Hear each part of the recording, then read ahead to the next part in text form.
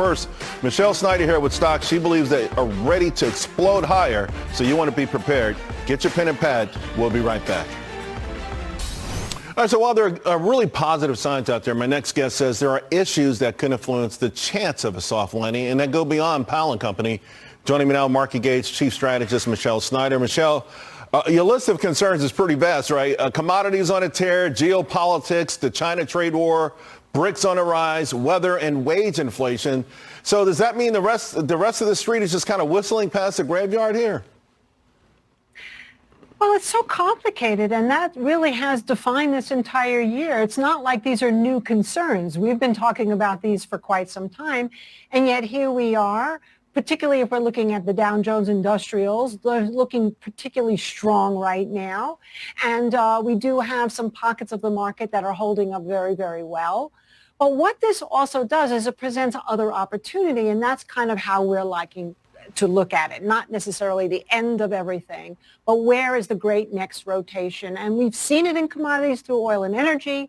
To me, it seems like that is not done in terms of other commodities that are going to start to continue to percolate, particularly with the ags and certainly raw materials that are based on the industrial manufacturing sector that we need in order to build infrastructure where clearly money is going. Yeah, I started to show off with the table of the sectors since that October low, and industrials actually giving the tech stocks a run for the money.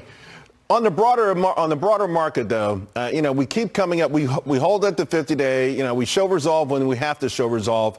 But you wonder what the catalyst is going to be. What does this market need for a sustained move higher from here? Well, we don't need any surprises with inflation, so we need to have the CPI behave, not just obviously the number that's coming out this week, but in the future. And there's so much talk about the need for the yields to go down in order to see the markets go up.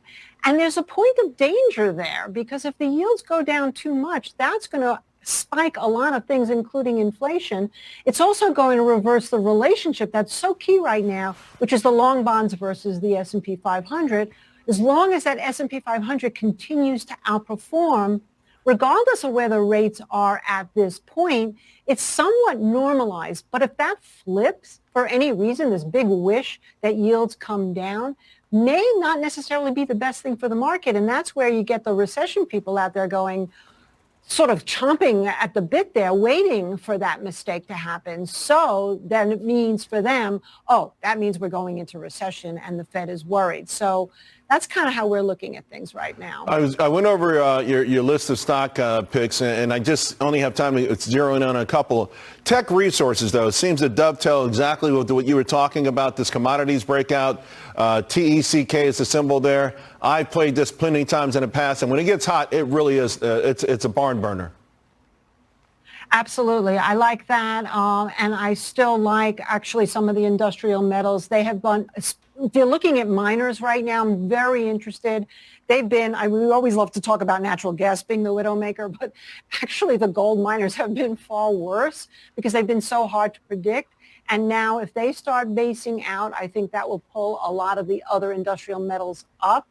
Going back to tech, yes, of course, that's coal. That's why I mentioned natural gas as well, because that's starting to come out of the doldrums here as well as what we've already seen in a lot of the soft commodities. 30 seconds, Coinbase on the list. This is one of those names. I think I saw someone with a $20 target on it this morning, but then in the last week, I may have seen 3 or 4 upgrades on it. What do you like about it?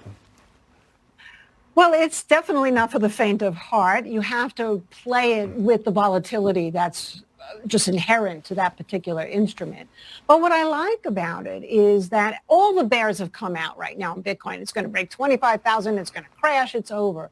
But yet you get somebody like Templeton on top of all the other companies now interested in mass adoption through an ETF. And I think that's going to happen, even with all the headwinds with regulation. So that's why Coinbase for us right now looks good. I think you have to go down to about 70 to 75 for your risk point. But if we can get through this 90 level, there's no reason why that can't fly. It's extremely fun when you're on the right side of it. Yeah. It's been fun in the past, although it feels like a distant memory. Michelle, thank you very much. Appreciate it. All right, folks, coming up.